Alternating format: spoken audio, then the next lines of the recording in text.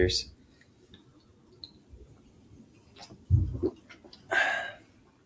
So what do you want to talk about? I'm kidding. Back here with the old wifey, doing it again. Got a new setup going on that I think for pods, done interview style at home, is the move. There's one coming up especially where I think the aesthetic of children's toys, if you can kind of see that, will be killer, actually. I think this is I'm pretty stoked about it. This thing is just that. The pink thing? Chin up is in frame. What's it called? Mr. Pinky? It's just Pinky. Pinky? I have no clue what it is. Yeah. Anyways, I'm excited about this. And it looks good. You got the plants and everything. If anyone can see Poe. Like Teletubbies Poe. Teletubby. If you're watching this, you can see it for the listener who's not watching. Yeah, your childhood stands. So we're figuring it out. Is the Elsa book over here? Frozen? Probably. Okay. We were looking for it for bedtime. Yeah. But anyways, you posted a new yoga video the other day and you said it was like the first time in a while. How often do you post typically? Well, was it consistent? And it was very consistent. Okay. What was consistent? I was doing it twice a week. I was just trying to rack up some. So if someone went on my page, there'd be multiple to view through. Yeah, that's smart. Different times, 15 minute to 45. Oh, okay. Nice. Yeah. So some for everyone. How many videos do you think you have total? Probably 6 to 8. Oh, okay. Gotcha. Yeah. Gotcha. So would you say you're consistent for 5 weeks? Uh-huh. Yeah. There was a really good time where mom would come and get June for the day. And I would be working out during that time. Yeah. Just knock that out and then right into my yoga video. So I just knock it out that day, post it same day. Don't really have to edit it because it's a yoga class. Uh-huh. So there's not really much editing you have to do except the beginning part where I'm you see my body and the camera. I go, right. Go sit down. Just clip that out. So, yeah, I was on a good roll, and then we were doing stuff. I don't know. There was a time where it just halted. Everything stopped. Maybe it was when I went to your dad's, one Tuesday, and then I didn't work out that day. Mm-hmm. And I was okay, well, Wednesday, mom comes to get June, but I need to get stuff done. I need to work out, and I need to kind of catch up on house stuff. Gotcha. Which typically that would be when I would record my videos. Sure.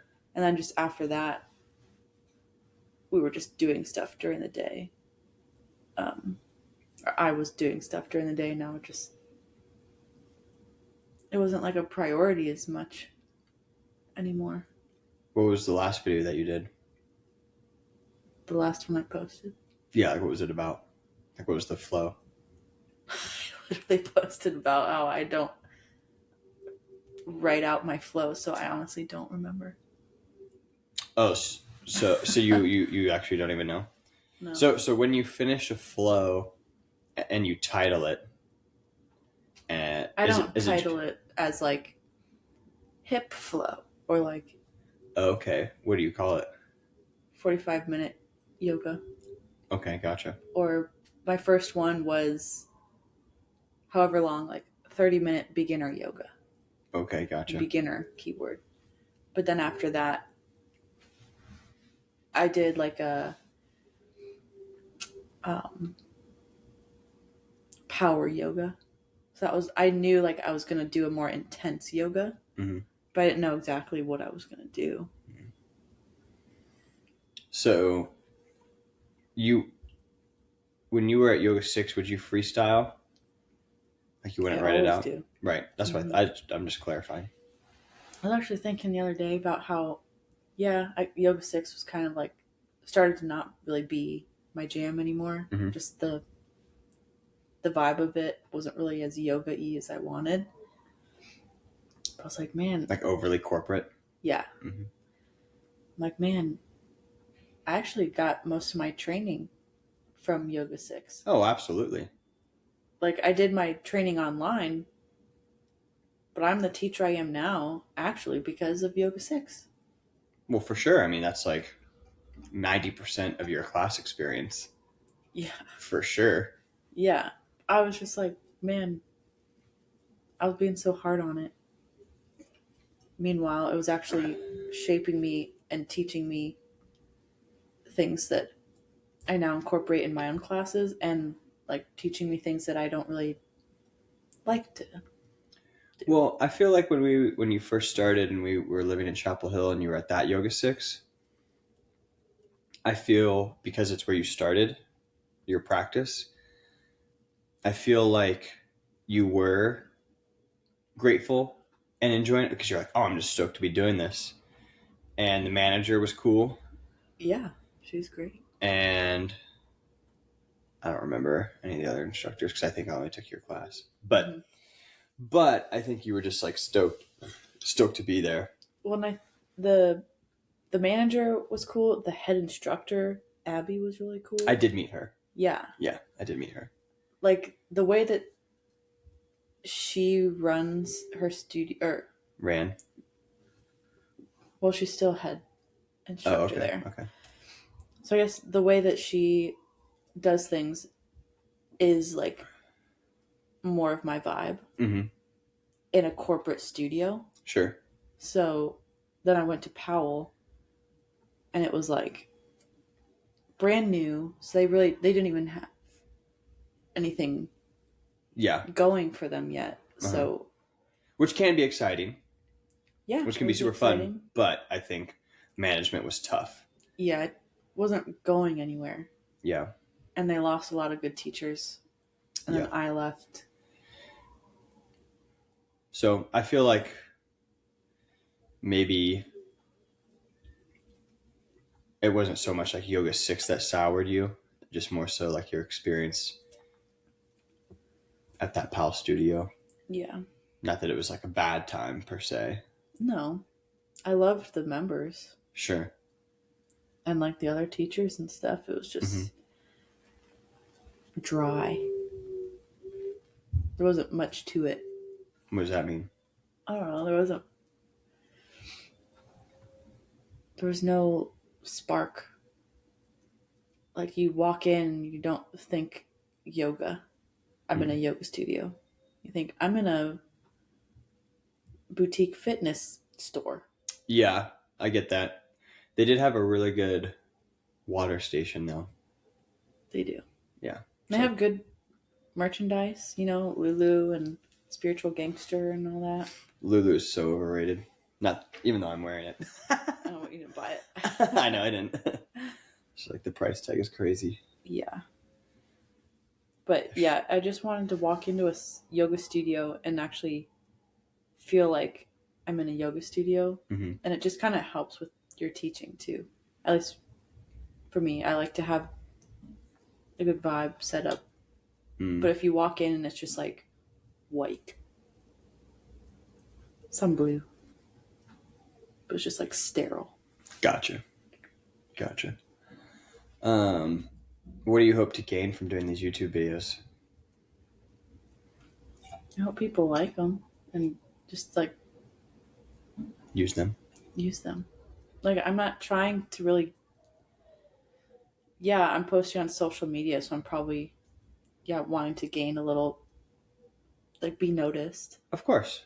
But the point is to just put yoga classes out there for people who want them or need them. And I've heard that I have a good yoga voice, so if people like a good yoga voice teacher, I'm there. I don't know, like the point is it's just for the people to do if the they yoga. want it. Yeah. And because I enjoy it. Mm-hmm. So I'm not really trying to get anything out of it. I just enjoy it. And it's kind of an outlet for me too. Yeah. and purpose. Well, it's nice now because now you're at Athletico. Mm-hmm. So you want to talk a little bit about that? Yeah, teaching twice a week, a vinyasa and a slow flow. What's a vinyasa? Vinyasa is so funny because you already know what it is, but I have to explain it to the people. Just hosting. Vinyasa is just a quicker pace yoga where you use your breath to move through. I mean, you always use your breath to move through the poses, but it's just a little bit quicker. You build up heat faster in the body. People kind of take it as a workout class sometimes. You can build, like today's class was my vinyasa at noon, and I only had one lady in there, so I just always ask if it's a small class like that, how are you feeling? Are you okay if I go this direction? I was kind of thinking about doing this, and so we did like a build up to a specific pose, which you needed to work your core and your arms. So it was kind of nice, like doing some abs and doing some like slow push-ups down, and squeezing your elbows in, so you're working more of your triceps. Mm-hmm. So that's kind of the fun part of a vinyasa class, is you can be creative like that because it's quicker pace and it's a little bit more intense. Mm-hmm. So you can have a little bit more fun and music's more upbeat and stuff. And then my slow flow class is kind of my bread and butter because I move slowly in general. And yeah, you just kind of like sit in a pose a little bit longer than you would a vinyasa. So like a couple breaths, you would stay in a pose. Where a vinyasa, you're just only there for like one. Gotcha. Like you inhale to a high lunge and you exhale here and you inhale somewhere else. We're like slow flow. Stay in this high lunge. All right, now think about sinking the hips. Okay, that's 2 breaths gone. On your 3rd breath, then we'll move on. Yeah. Like it's just a little bit more body awareness and connecting your breath, which I like because it's nice to let your body kind of feel it out rather than move it along. Right. Like your mind doesn't really have time to catch up with like, wait, how does this feel? I don't even know because we're on the next thing. Almost had a sneeze there. Sorry. That was crazy. So, but like talk about like the Athletico setup. Like what is Athletico? What locations are you at? I didn't know about Athletico until Lisa texted me. Mm-hmm. Lisa eats anything? Lisa eats. It's just a gym inside of apartment complexes. It's like contract out with apartments. Yeah. It's like a separate thing, but within. Gym powered by Athletico. Yeah. Very nice gyms. Yeah. Like I would say it's a high quality gym. Yeah. Except there's no saunas. Sure. It's a bummer, but it can only get really so cool. Good. Yeah. Yeah, I mean the one I saw at the Grandview Yard or Grandview location was sick. Yeah. Yeah. So that's the one I teach at, my slow flows, where Lisa lives. So that's kind of fun. It's fun having her in class. Giving out addies on the pod. Nobody knows. Careful with that. Sorry, Lisa. And then the other one at Quarry Trails. Mm-hmm. Yeah. That's pretty sick. Yeah, that's a good location because it's like a really big park there too. So when it gets nice out, I have Mom and Dad bring the girls to the park. Yeah. Oh yeah. After my class. But the spaces are definitely a lot smaller than I'm used to teaching in. How so? It's just a group fitness room in a gym. So my max capacity, I think, is 10 people. And that, looking in the rooms, just thinking of having 10 people in there would be like smushed for a yoga class. Sure. So, but I've only had the most of 8 so far. I mean, so that was good. That's cool. But you never know who's going to pop in a gym group fitness class. Right. Yeah. It's just a different. Well, if they just get access to the gym because they live there. And it's a 24-hour gym. On a whim, someone could just be like, "Oh, it is." Yeah. That's dope. On a whim, someone could just come down and be like, "First time doing yoga ever," or "I haven't done it in 3 years," or whatever. I'm here now. Mm-hmm. You got to pick what sort of flows you did, though, right? Yeah, they were like, "What do you want to teach?" Nice. So I liked slow flow is my number 1, and then vinyasa would be my second favorite. Just because. What about restore? I like doing restore, but restore is my favorite when I was pregnant. I love restore. I do. I like it, but teaching it is really boring. Okay. It started to get boring because I did it so often. Gotcha. Yeah. So I kind of, when I do a slow flow, the last 15 minutes is like more of my restore. Restore-esque. Yeah. Excuse me.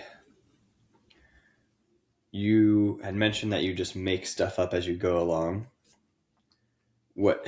Makes me sound like a terrible teacher. No, I don't think that's bad. I mean, I think it kind of works for yoga.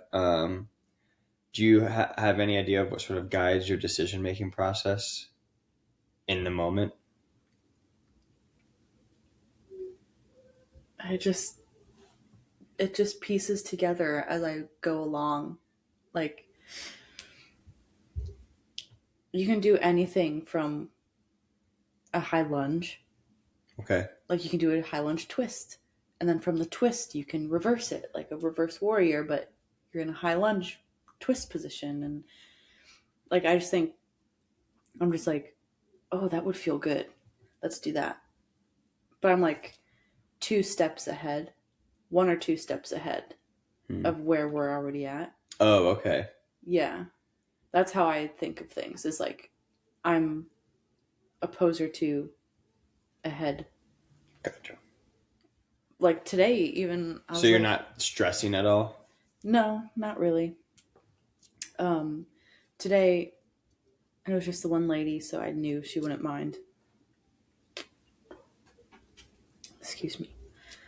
I was like, we're gonna, or inhale your right leg back behind you, and then, actually, you know what? We're gonna do this. Inhale your right leg back, and I just went did a different thing. So that happens sometimes. I try not to obviously do that, but I kind of read the room. That's my teaching style, let's say. It's like, she's been coming to my classes consistently. Her and I are very similar. We talk, and we just seem like very similar people, and are starting to create a relationship. So I just knew that she's not going to care. Yeah. You know, it's like doing yoga with mom. She just gives off the same. I kind of want to set them up together as friends. Oh, okay. So I think they would get along. But yeah, I just read the room. And if it's a bigger class, then I'm a little more stressed. Mm-hmm. But at the same time, if it's a bigger class, people are going to notice less about any mistakes, because I feel like people who come to yoga who don't do it a lot are just so quick to compare and are noticing their surrounding people that they're looking at me. But if I make a mistake, they're going to just think it's part of it. Or they won't even hear it at all. So. Yeah, I think that's a big part of just group fitness. Yeah. In general. You'll often have folks come in to Orange Theory and they'll be like, well, yeah, I'm just nervous about people looking at me where I work out. I always say, I get that, because it's easy to be self-conscious in a group environment. However, everyone's too tired to pay attention to you. Mm-hmm. Everyone's way too tired. Also, everyone's having the same thought that you are. Or at least a handful of them are. Yeah, you say a lot of people come in saying that same thing. Yeah. It's like, you're not alone. Right. Yeah. And also, everyone's so absorbed in themselves that whether they're thinking that or not, the last person they're paying attention to is you. Yeah. Yeah, it was nice at yoga. We're going to be burping this whole time. Oh, absolutely. The nice thing about Yoga 6 is you can adjust the lights in there, and they have lights like around the ceiling, and it's dark, kind of no matter what lights you have, unless they're like the bright white or yellow ones. So it's like already kind of dark. You already sort of have that like blanket on around you. That kind of helped, I think. Especially like teaching for the first couple weeks there, not knowing anyone, just trying to establish myself. Lighting helped. Yeah. In a way. Definitely. You can't see me. So, with regards to, well, I guess it, oh, wait a second, hold on. For your classes, do you ever think about writing anything down? Like what? I have, yeah. I have a notebook that I keep in my bag. Mm-hmm. That's specifically for class ideas, or I did that whole chakra series towards the end of my time at Yoga 6. Yes. Obviously, I would make sure I would choose poses that are specific to wherever the chakra is in the body. Right. Yeah. I guess what would cause you to want to write a class out versus freestyle? If I had a specific, like sometimes when I'm practicing on my own, and I just start, how I practice is just do what feels good, and the flow just kind of creates itself. I'm like, oh, that was really good. That would be fun to teach. And so I would like, I have a few notes in my phone of like short little sequences. Okay. So it just kind of is like, when the inspiration hits you, you got to write it down, sort of thing. Or if I just don't really have a plan in mind,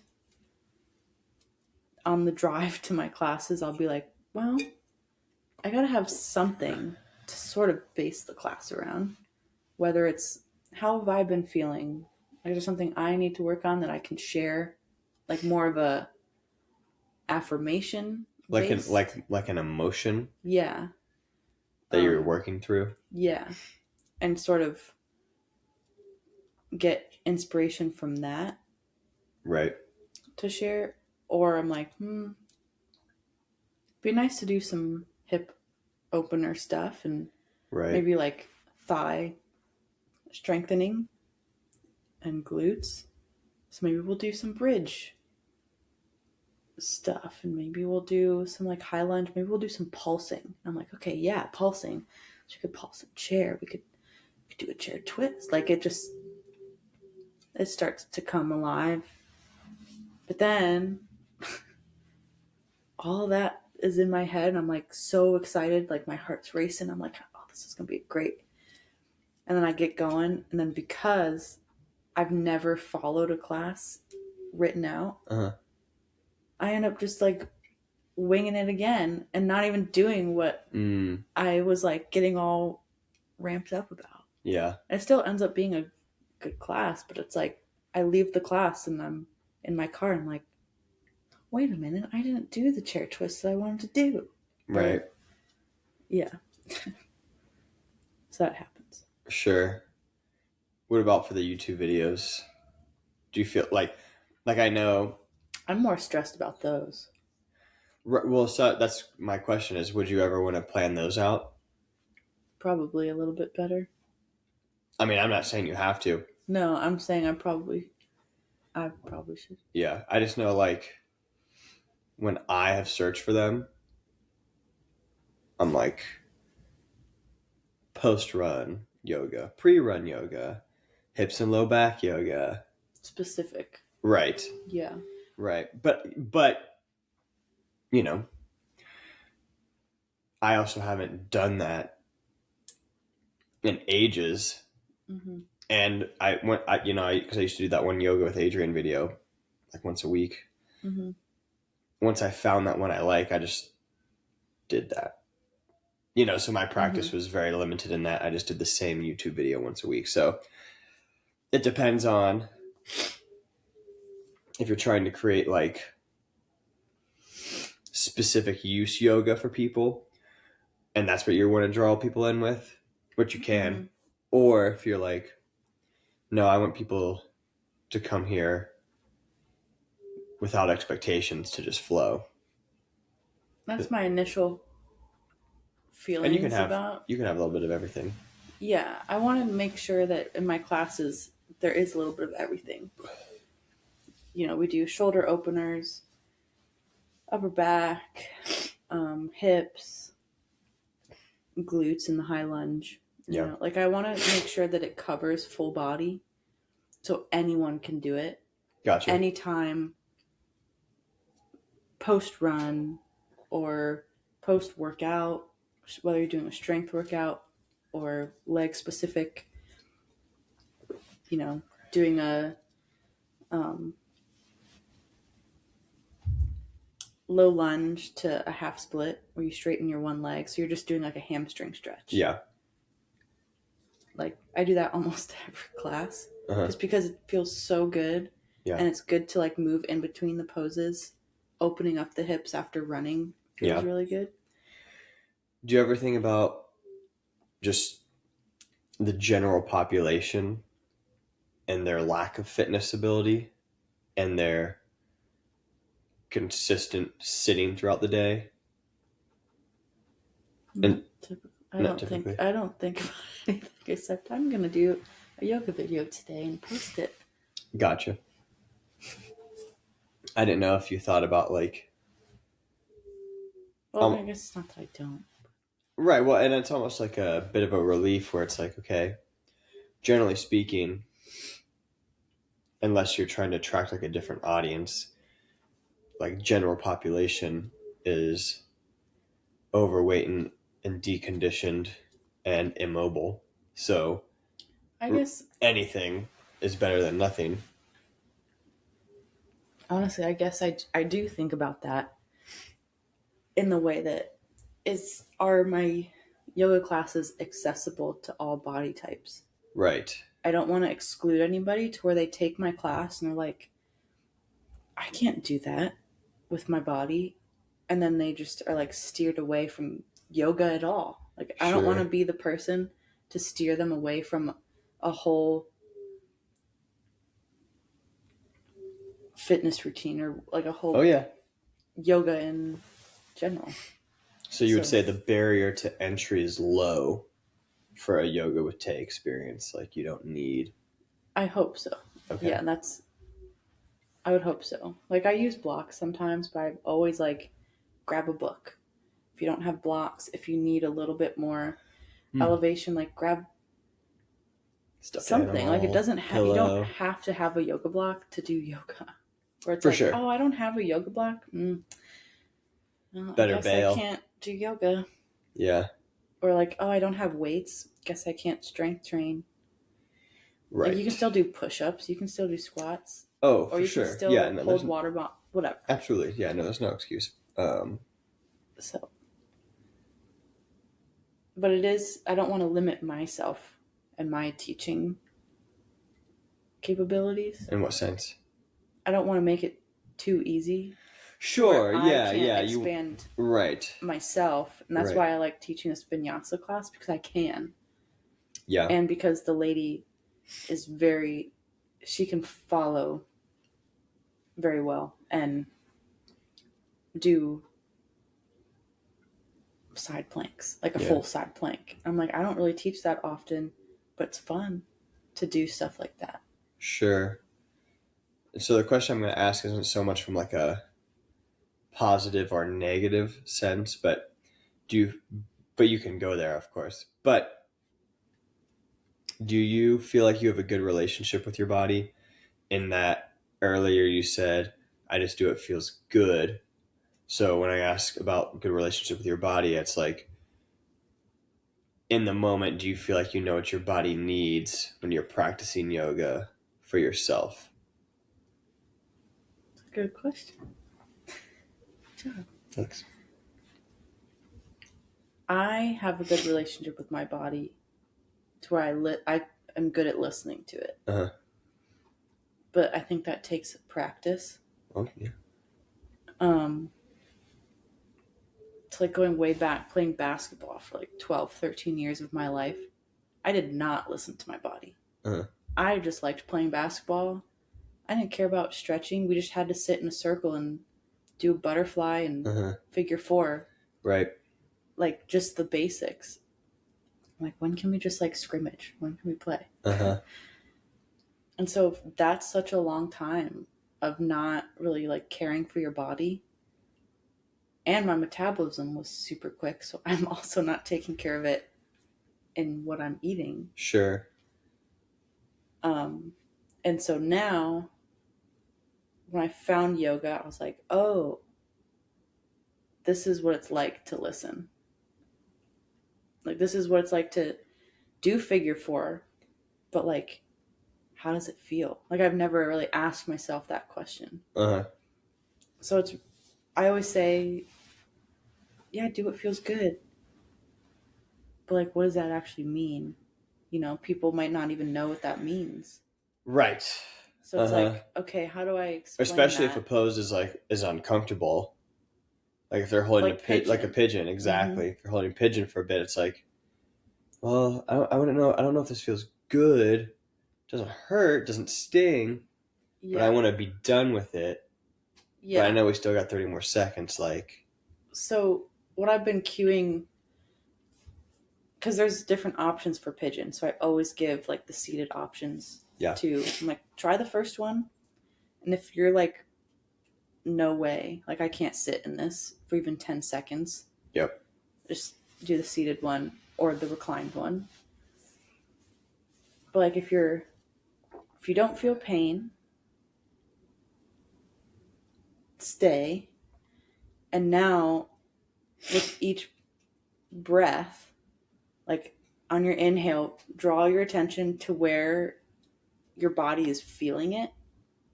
Okay. You know, like where is the biggest feeling? Yep. Physically. On your inhale, literally draw your attention to it. On your exhale, like just let the body soften a little. That's like, I think the best way right now I can describe it. Oh, I agree. Like, you know what softening the body feels like, relaxing. Right. You already know that feeling. Yep. You know how to think about, where are my hips? You know how to do that. Yep. So it's just like one thing at a time.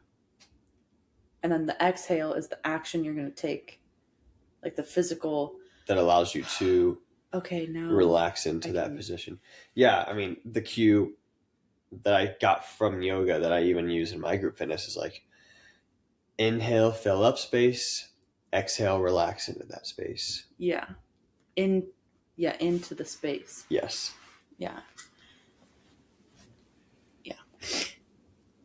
It's hard just trying to describe to people when you don't know how they're feeling. Sure. And sometimes too, I'll be like, I don't know your body. Only you do. So you do what feels right. And like, but it's also tough because a lot of times they don't. Yeah. Where it's like, and there are plenty of people that do know their body because they're experience that, you know, they live in it and they experience it. But there are so many people who just like, their awareness in space, which is a skill set that can be developed, but is so underdeveloped that, you know, where are you feeling that? Well, I don't know. Like, what? What? You'll ask them, like, where How are you? many people do you think ask you that at Orange Theory? No, I asked them that. Where are you feeling? Or how? Yeah, here's how many people answer. I don't know. Around here. Around this, like gesture, or like see an exercise and being able to mimic it, which is fine. Like it's same with the yoga. I'm just saying that like that's a challenge where it's like you want to trust the person, but it's like, do you know? Despite having lived in your body for however old you are,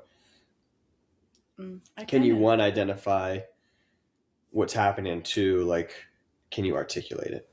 I kind of understand that. Like sometimes, well, for example, when you're pregnant, and I had like pelvic pain. Absolutely, yeah. That was really difficult to describe where exactly it was and how it what it feels like. Yep. It's like, well, it doesn't feel like a rubbing together of bone. Yeah.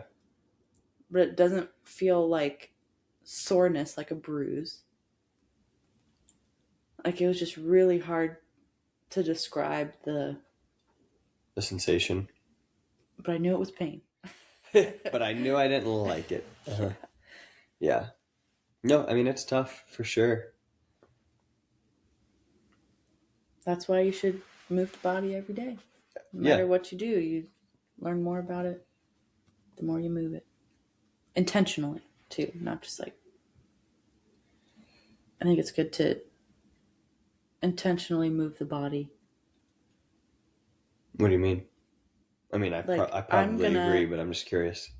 I'm going to dedicate 5 minutes to sit on the floor and do a butterfly stretch. Sure. Like, so that's all you're thinking of. Yeah. So you're intentional about your movement rather than walking around. Mm-hmm. Like, I don't know. Yeah, well, I mean, that was one of the cool features that I enjoyed about providing different group fitness to the folks at the bank I was at. Mm-hmm. Because their supervisor could order a 10-minute break where I, as an exercise physiologist, would come and guide them through 10 minutes of movement, partially stretching, a little bit of activation. But yeah, it was definitely really good for them. I mean, they got their blood flowing, helped them focus a little bit more after work, but more importantly, just like got them out of that chair. And I mean, blood sugar probably dropped, blood pressure probably dropped, like in those moments, especially, or at least right after. Felt more loose, less stressed. I mean, especially because a lot of those people, like that 10 minutes twice a week, that was it. Outside of whatever they do in their lives, which I knew little to nothing about. But like, if all you guys 10 minutes, take it. Mm-hmm. Take it. Something is always better than nothing. Yeah. Absolutely. I can't tell if that's Lily. No. Absolutely no. Well, it was like a... No, I heard it.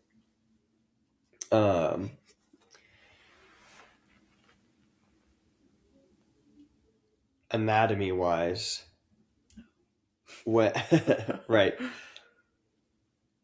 What you did learn in the beginning of your yoga training, do you feel like that helped further the relationship with your body? Mm-hmm. Is that one of like your biggest areas of improvement, you would say? Yeah, but it wasn't.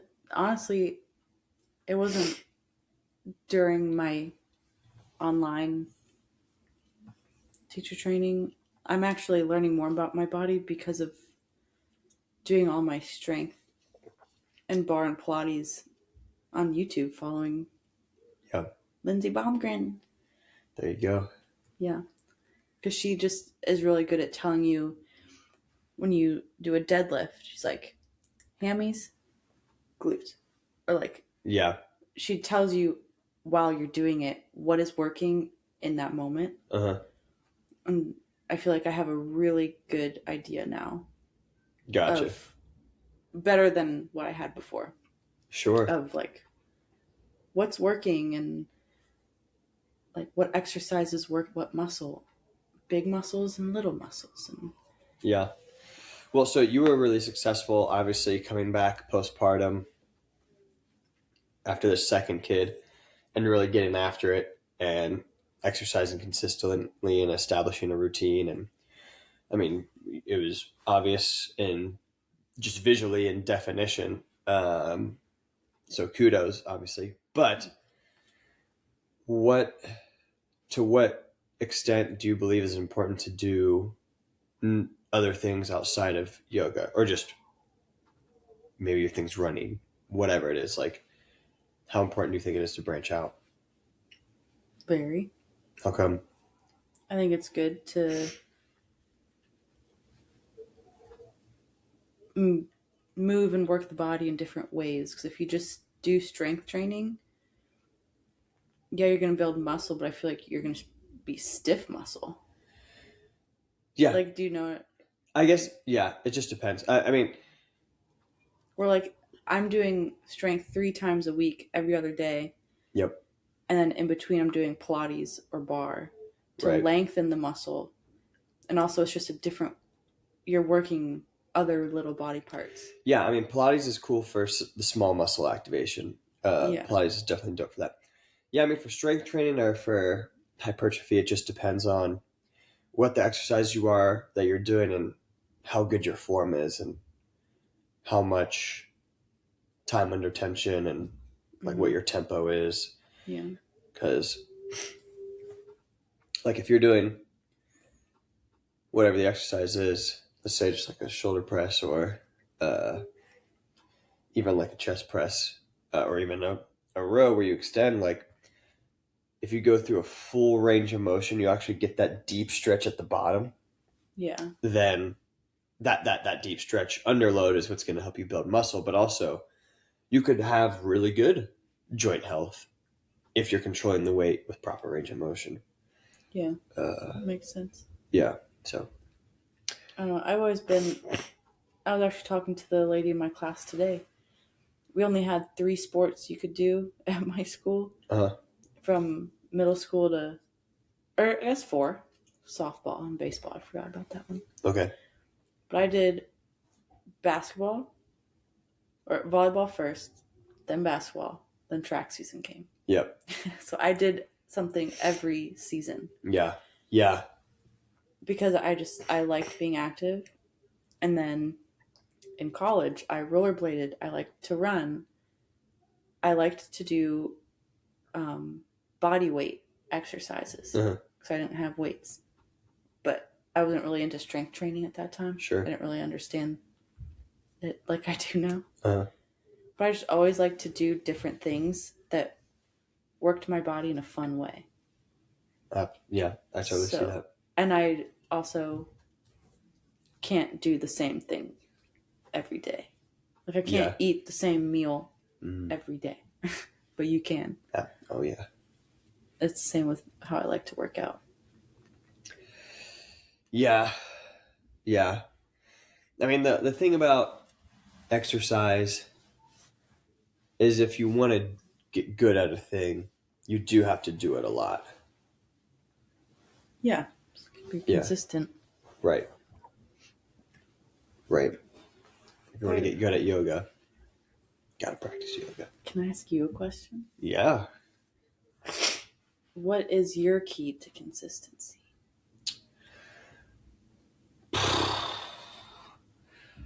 Ugh. I mean, I've been consistent. I mean, forever. I guess we'll say, so I stopped, I guess we'll say, I stopped sports after high school. But we lifted, I think like 4 or 5 days a week and played racquetball. I did take a break from running for a full year after cross country. Did not go for a single run. I think I went. That's not true. I think I went for like 2 or 3 runs, but I went like months and months and months without running. Oh, because you were so tired of it because of cross country, or no, I wasn't even like tired of it. I mean, like track season ended senior year, and I just didn't run. Maybe it was just 4 years of track cross country and then winter running in between. Plus, I did track in middle school. I don't know. So that was the only time I ever was inconsistent while running, but I picked it back up the following summer, the summer of 2014. I was only running like once or twice a week, but I don't know. I don't really have a good answer for you regarding like what the key to consistency is. I have always seen the value in it. So what keeps you consistent in going to the gym every day, or I guess you're training for this half marathon? Yeah, I mean, I guess nowadays, like I'm a professional, not like athlete, but like low key, but like a fitness professional. I guess my job, Mm-hmm. So,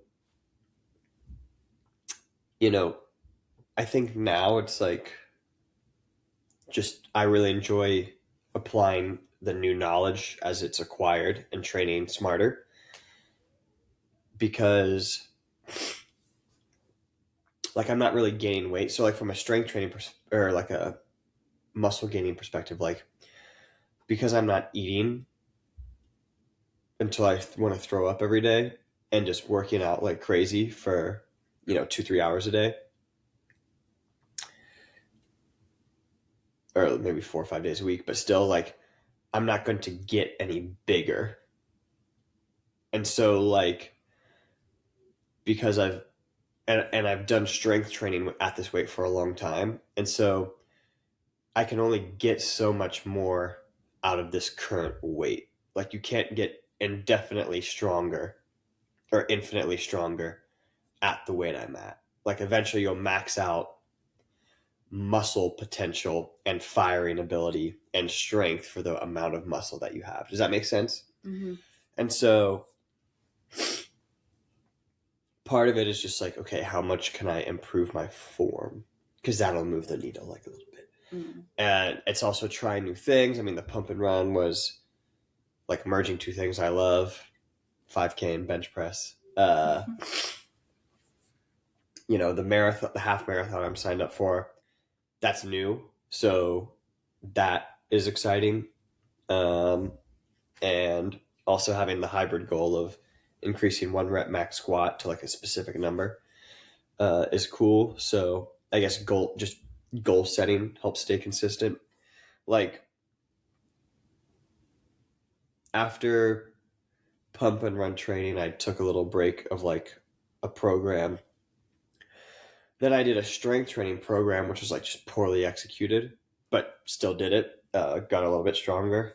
And then I made another program, but I didn't really record it that much. And I got better at what I was doing, but it just wasn't that great from like a execution standpoint because I wasn't like super duper planned. So I guess now I just like really enjoy making a plan and then following it for like 8 to 12 weeks. It's like, okay, this is what I am doing. Then take a week. So I guess, have you heard the term periodization? Yeah. Where it's like, okay, I'll maybe work on like lower weight, higher rep. And then maybe I'll do a little 8 to 12 rep range for 8 weeks. And then I'll do some strength training and then like cycle back through or, whatever. Just like before doing this 1 rep max mixed with half marathon training, I was working on building muscle in my legs so that I would have the strength to increase 1 rep max. So like I was doing like 3 sets of 20 with squats. I did that for such a long time. Like basically during the pump and run training is when I started doing that. And because that wasn't my focus, I was just like 135, 145. I think eventually I got to 155, like 3 sets of 20. And then I kept doing that. Eventually I got to like 185, 3 sets of 20. And then I took a little break. And then when I got back into the program leading up to this one that I'm in now, I got to the point where I did 3 sets of 20 with 210. So like I really worked on high reps and building up weight with the high reps. And then eventually I switched to like going a lot. Now I had the capacity to go heavier and build muscle the 8 to 12 rep range. And now I'm like, cool, I can really lift heavy. Dude, I got to blow my nose. It's crazy. I know. I was going to ask you. There's tissues right there. I know, but I also have to too. Nobody wants to hear you. I don't know why my nose is going sicko mode right now. Ready? Are you? We'll see. But yeah, all that to say is like you set up, depending on what your focus is, setting up the previous phase with prep for what's to come. Or setting up the next phase with prep in the phase that comes before. Can't really talk for whatever reason. Good story. Yep. So I that's a long-winded answer for. That was. You're like, what keeps you consistent? Well, it's like, dude, I've literally, like, I've never not been consistent, ever. Like, and so, you know, I feel like that can sometimes be tough. Like from a like if someone's trying to relate to me, like a client, for example, like, oh, like was there ever a time when you felt like you couldn't adhere to a workout plan? It's like, no. Like I've never had that. And so for them, I think be like, oh, like must be nice. It's like, yeah, fucking is super nice. Like I don't know what to tell you. Like that doesn't mean it's like easy. That doesn't mean I don't want to quit. Mm-hmm. But like I love it. I think my parents just did a really good job, like instilling it as like a value in me at like a young age. And so like I don't even know if I can take responsibility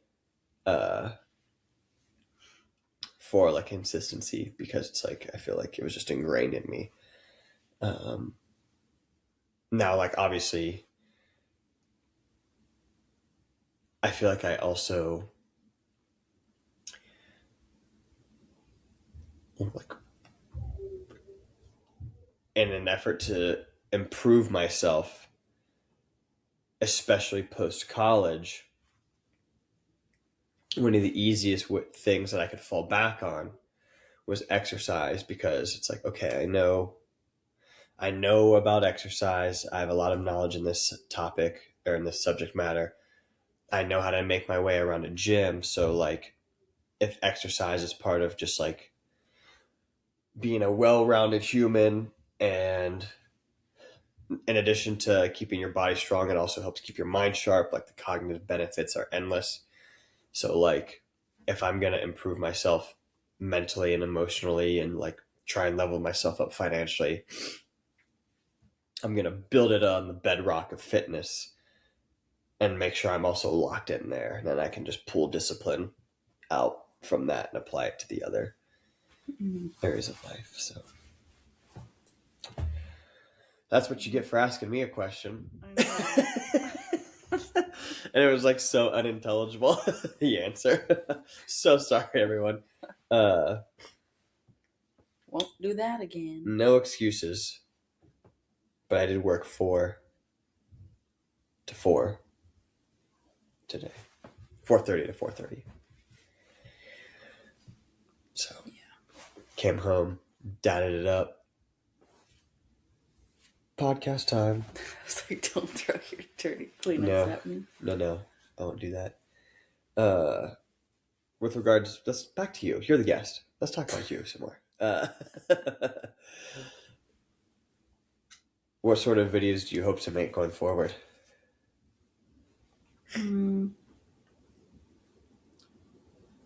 More. Just volume, just increase output. Yeah. I mean, obviously, I'll try to make them better. Like, I would like to do more variety. I feel like I'm starting to get stale with my online classes. In person, it's just a different story. Because you can just like change it based on who's in there. Yeah. Yeah. But like when it's just me and like I don't know who's watching them, I don't know. I end up just doing kind of the same type of stuff. So, I mean, writing would help. Yeah.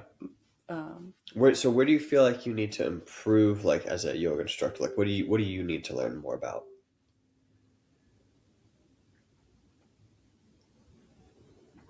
I need to just learn more about the poses.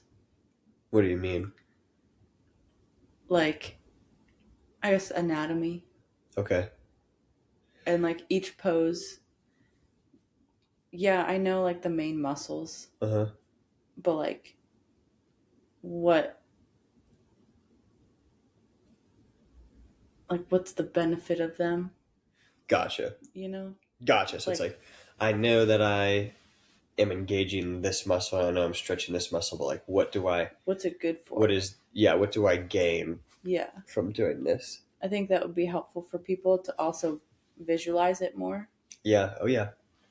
Because I come across a lot of people on my yoga Instagram, a lot of teachers, talking in depth about postures. And I'm like, dang, I didn't know this, or like definitely didn't sink in my online class, because if you do your teacher training in person, you're like hands-on with some it's like a workshop.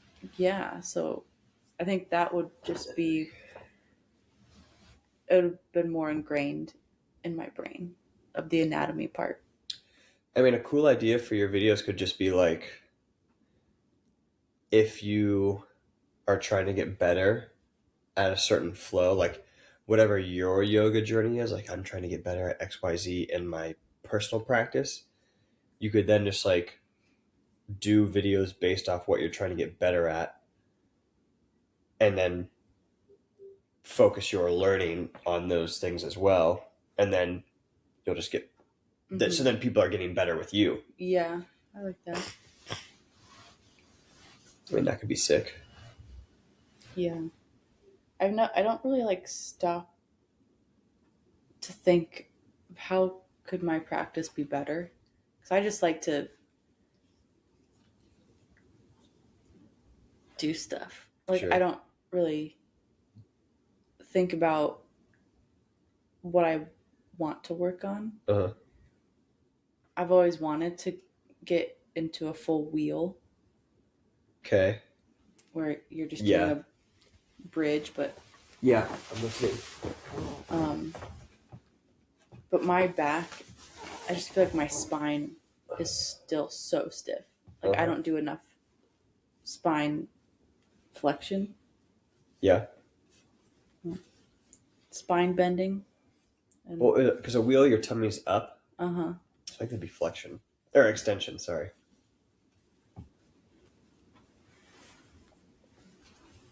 And then flexion is like a cat. Yeah. Cat pose. Yeah, wheel would be cool. I mean, doing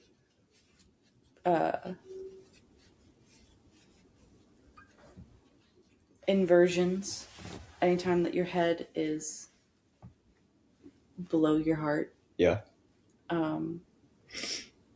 That would be pretty cool. Like, I was really good at headstands for a bit. But like you see people doing crazy cool stuff, like on their forearms and their heads off the mat. Yeah.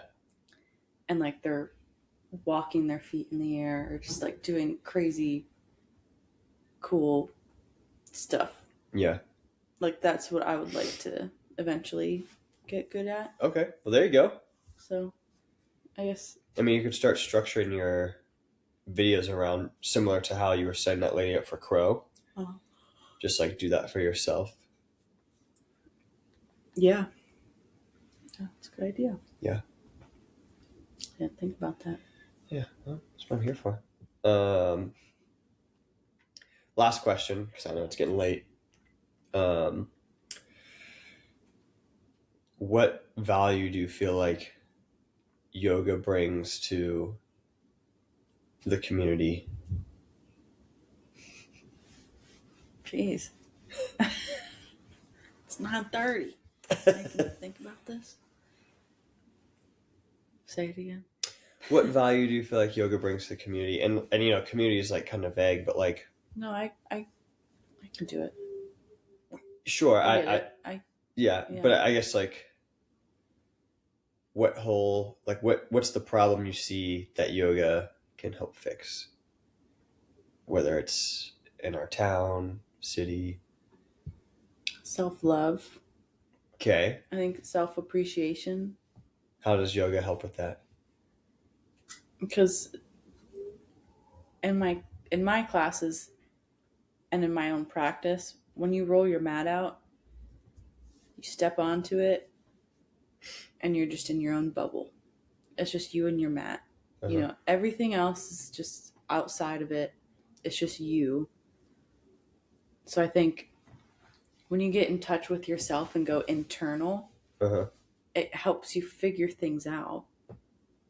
Like the more that you move, your mind is sort of now focused on that movement rather than focused on work, focused on other people. Like, so it helps with being present. Yeah. And mindfulness. Of course.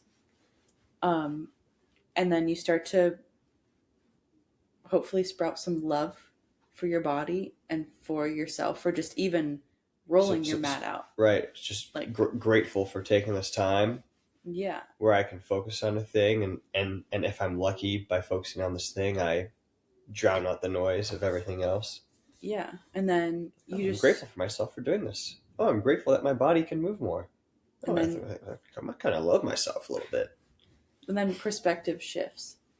Yeah. Oh, yeah. So you leave your yoga class feeling a little bit more light and a little bit more optimistic rather than the opposite. Yeah. And I think yoga can help. I mean, breathing, pranayama. Does that mean breathing? Yeah, breath work. I mean, that just does so much. When you're in a yoga class, most teachers cue your breath. And then you already have that skill that you can now take outside of class. Yeah, breath work is huge. If you can apply that while you're driving or when you get stressed, like breath work is a game changer. Yeah. So I think yoga is a huge asset to just self-healing, self-love and appreciation, stress, you know, like everything about you. Yeah. Yoga can help you manage yourself and change and grow to then you go out into the world and your relationships could change for the better. Like maybe you just start to attract. It's like for sure. Well, also like law of attraction. You know, a lot of times, like if you don't really love yourself, it's hard to really fully love other people. That was my issue for a long time. I started to love myself, and then you popped up. Nice. Yeah. Yeah. That's kind of cool. Yeah, when you love yourself, you're a pleasure to be around way more for everyone. Mm-hmm. So wow, it's like way better. Yeah. Yeah, for sure. Well, everyone says it, and you mentioned it earlier, but you do have a great voice for yoga. And all my friends who I've introduced you to, and they find out you're a yoga teacher, like, oh my God, like that makes so much sense. She has such a great voice for it, but also like her energy is just like so chill. So chill, so laid back. How's she do that? Most of the time it's women who say that. But I do know a couple of guys who are like, yeah, man, Tay's just like so chill. And that's like after meeting you for the first time. Wow. So I think you're doing the right thing. I think based off the feedback you've gotten at all the places you've taught, people are always like really grateful for you. And I know you've definitely been a part of some meaningful, positive self-change for people. So keep it up. Thanks. Yeah, for sure. Anything else you want to say? What's the Instagrams? No. Yeah, if you want some yoga, just yoga with .Fowler. At YouTube or on YouTube? Yeah, on YouTube, Instagram. I think it's just yoga with Tay Fowler. One long thing. Yoga with Tay Fowler. Yeah. And if I said it wrong, you can link it. Link what? My Instagram. Oh, to like a clip? Yeah. Yeah. Oh, yeah. You'll be tagged. Yeah. We'll collab. Yeah, for sure. If you're a YouTube subscriber and you haven't followed me on Instagram, The heck, man. or Fowler and Friends on Instagram, both, go do that at Jake_Fowler__. And I don't remember. I think it's Fowler_and_friends. But if you go to my personal Instagram, you can definitely follow the other one. Follow them both. Go do it. Yeah, folks. Another awesome episode with my wife. Love you. Mean it. Ditto. And we got 3 guests booked coming up that I'm super pumped about, and more on the way. Yeah, so you better subscribe. Yeah, better subscribe. Yeah, also, we've got a sick new logo. It's bussin'. And we've got and we've got a streamlined focus for the pod, highlighting the builders of Ohio, and probably a little bit of Kentucky, maybe a little bit of North Carolina, Florida, all the places I've been. Seb Strong, folks. Yeah. On my Cubanos. Uno, dos. Yeah, nice. Awesome. Alrighty. Peace out, everyone. Thank you so much. Later.